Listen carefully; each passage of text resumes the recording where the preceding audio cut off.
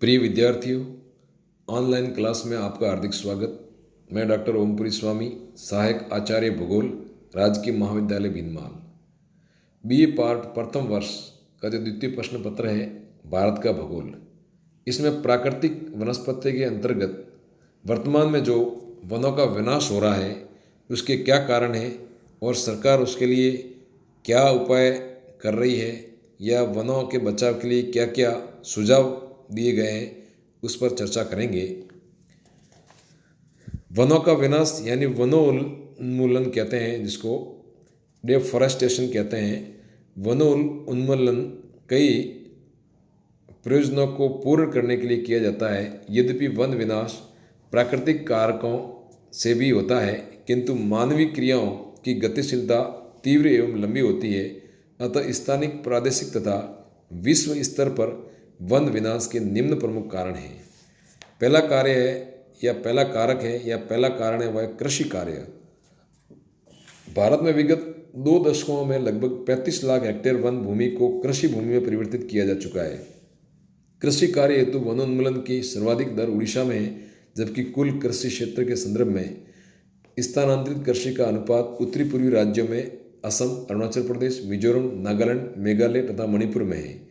यहाँ की दी जाने वाली स्थानांतरित कृषि को जूमिंग कृषि कहते हैं। इस प्रकार की कृषि पद्धति को केरल में पोनम, आंध्र प्रदेश, तेलंगाना व उड़ीसा में पोदू, मध्य प्रदेश में पेंडा, बेवर, डाहाया तथा बीरा, पश्चिमी घाट में कुमारी, हिमाचल प्रदेश में खील तथा दक्षिणी पूर्वी राजस्थान में वादरा, दजिया व चिमाता आदि नामों से जाना जाता है।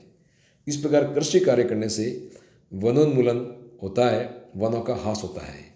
दूसरा है वनों का चारागाह में परिवर्तन करना। बढ़ती पशु संख्या एवं घटते चारागाहों की स्थिति में वन क्षेत्र को साफ करके चारागाहों में परिवर्तित कर लिया जाता है। डेयरी फार्मिंग व्यवसाय के अंतर्गत विकसित देश भी ऐसा ही कर रहे हैं। इस कारण वनों की संख्या घट रही है। निर्माण कार्यों के लिए वन विनाश तीसरा जो प्रमुख कारक है।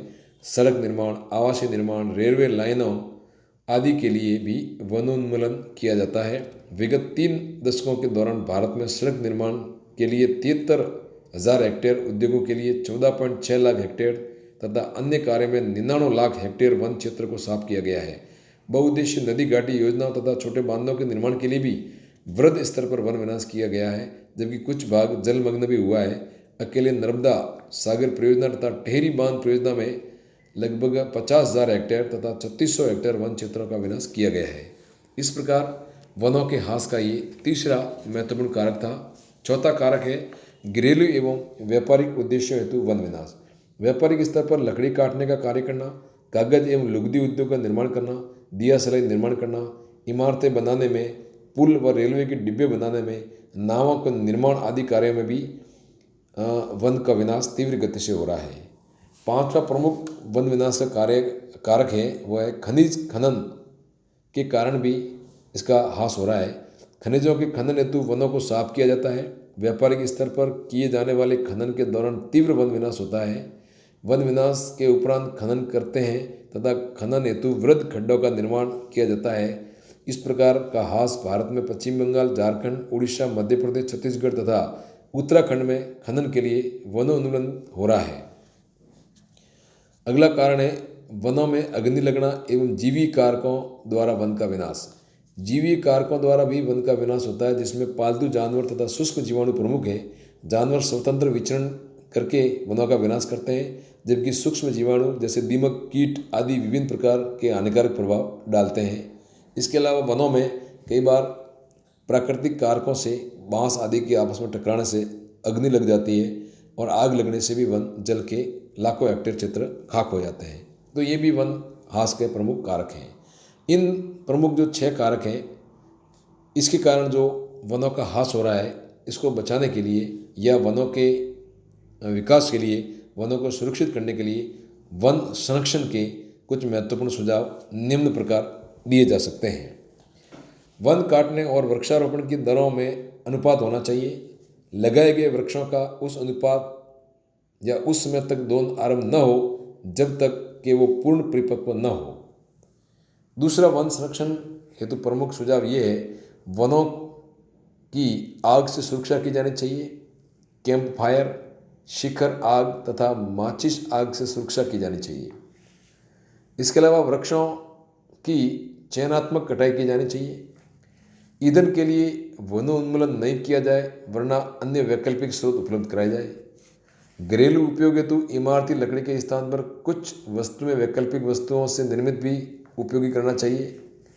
पुनः वनीकरण को व्यवस्थित विधि से विकसित किया जाए। ऐसे वृक्ष लगाए जाएं जो बहुउद्देशीय व शीघ्र बढ़ने वाले हो।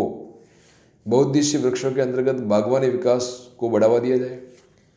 पारिस्थितिकी के अनुकूल दशाओं वाले वृक्षों का रोपण किया जाए ताकि जीव विविधता प्रतिशत सर्वाधिक रहे। वनों के लाभ एवं हानियों के बारे में जन चेतना फैलाई जाए। सामाजिक वानिकी व कृषि वानिकी जैसी योजनाओं को प्रोत्साहित किया जाए। राष्ट्रीय वन नीति के अनुरूप वन विकास किए जाए। वन संरक्षण से संबंधित नियमों का कठोरता से पालन किया जाए। स्कूल शिक्षा कॉलेज शिक्षा में पर्यावरण की सुरक्षा को बढ़ावा दिया जाए एवं इस स्कूल शिक्षा एवं कॉलेज शिक्षा में महत्वपूर्ण वनों की सुरक्षा के हेतु अध्याय विकसित किए जाए। उपरोक्त उपायों के साथ ही बड़े बांधों एवं बहुउद्देशीय योजनाओं का क्रियान्वयन करते समय वन संसाधनों की महत्ता को मद्देनजर रखा जाए तथा चिपको आंदोलन, नर्मदा बचाओ आंदोलन, अप्पिको आंदोलन तथा खेजड़ली गांव की अमरता देवी द्वारा चलाए गए संरक्षणात्मक आंदोलन को भी जन समर्थन मिलना चाहिए। इन आंदोलनों के तहत वृहद स्तर पर वनों को बचाया गया है। इस प्रकार हम वनों की एवं प्राकृतिक वनस्पति की सुरक्षा कर अपने आप को और पर्यावरण और प्रकृति को बचा सकते हैं। धन्यवाद।